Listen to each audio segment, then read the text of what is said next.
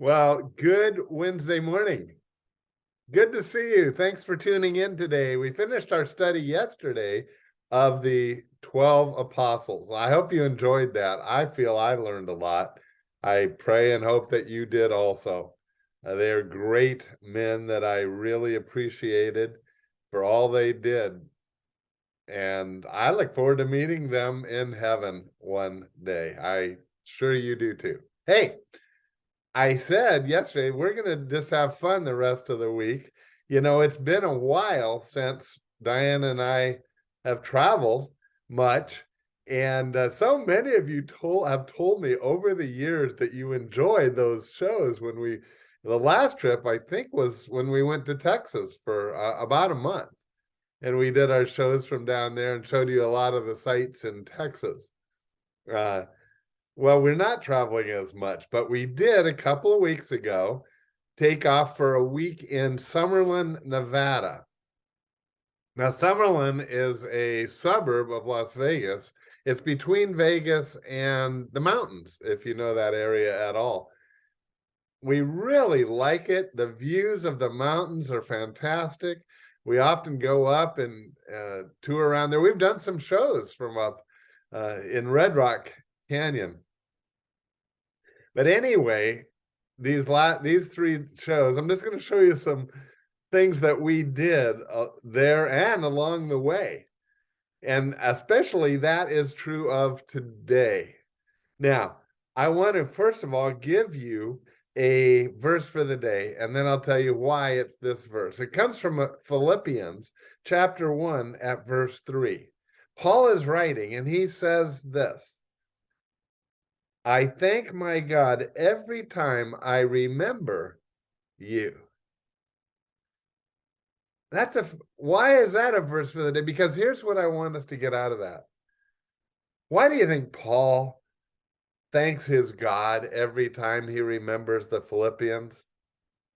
Does that seem to you like those are good memories for him?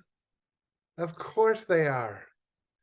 He helps start the church, the church that Jesus Christ is the head of in Philippi, many years prior to that. And those were good memories for him. And he appreciated each one of them. He liked them as people. He liked them as what they do in ministry. He remembered them and he thanks God. Memories are great. And I don't know if you post on Facebook. I don't do it very much, but I belong, and also Google Photos. Every now and then they send memories. Remember what you were doing 2 years ago, 5 years ago. And we appreciate those. Those companies know that memories are good. And I want us to think back and have some good thoughts and some memories today. As we were driving to Vegas on I-15, which we've done many, many times over the years. That used to be part of my sales territory, actually, when I was with Crayola. But that aside, all these years, there's been a diner on the side of the road called Peggy Sue's Diner. And I never, ever stopped until this trip. I just said, I just want to see what that's about. So we pull off the freeway, go to Peggy Sue's Diner, and you can see the picture that I took of the outside. And it lived up to any expectations I might have had. And I went inside, and you look at this toy fire engine that I found. And sure enough, I had one just like that when I was a kid. Good memories.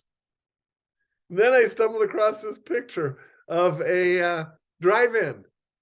And I know it shows a couple, but most of my early memories are when I'd go to the drive-in with my parents.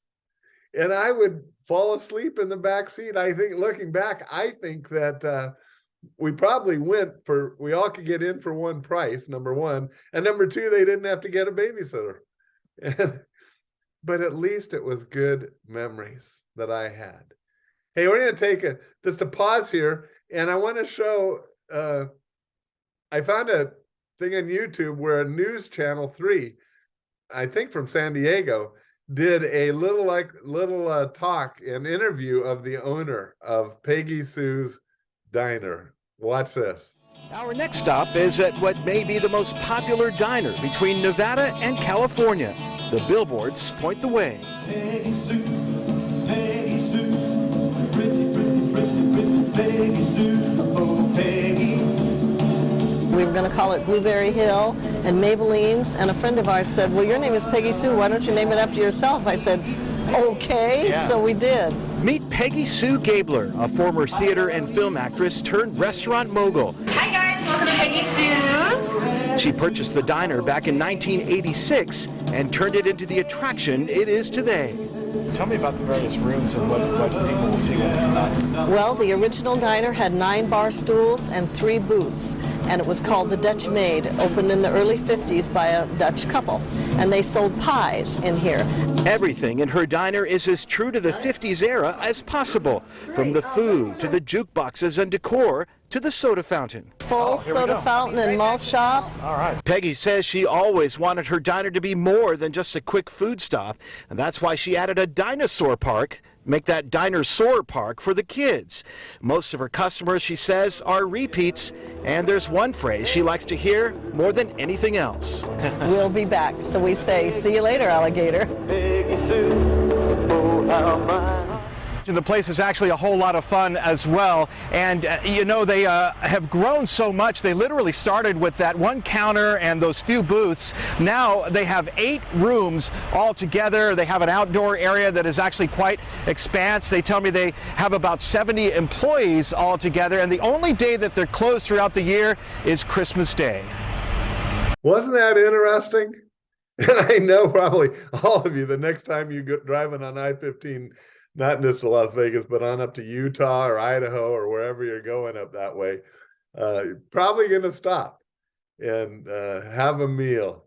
And it's the typical, I know that even just watching that newscast, I want to get a fountain something next time. But anyway, the success of that place, I am convinced, is because it's nostalgia.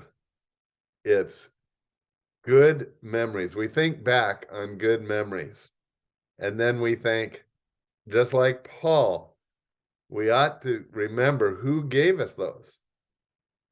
And it's really the Lord who gave us those good memories that you and I have. It's not an accident that we like to think about what? The good old days. The good old days. But, you know, I hope that 5 years from now, we'll look back on these years and we'll thank God that we got to do life and ministry together.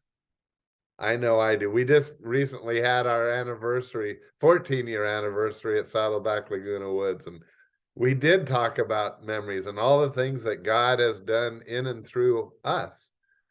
And it brings back, for me, great memories. And I hope you're building memories. That, you know, one of our goals with our children and grandchildren is to invest in memories. To think in terms of what will they think of when they think of their parents and grandparents, which is us. And I think that we ought to continue to try so that they'll always say, like Philippians 1:3, I thank my God every time I remember you. So today, that's just, I guess that's my thought for the day. I want to do like Paul. I want those that we leave behind when God calls us home to have good memories of us. And I don't know what that means. Maybe drop them a card if you don't see them or talk to them. Anything you do will build good memories for them.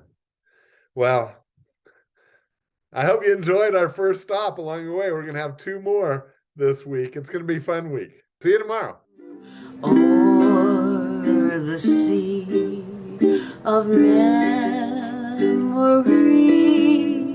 I'm drifting.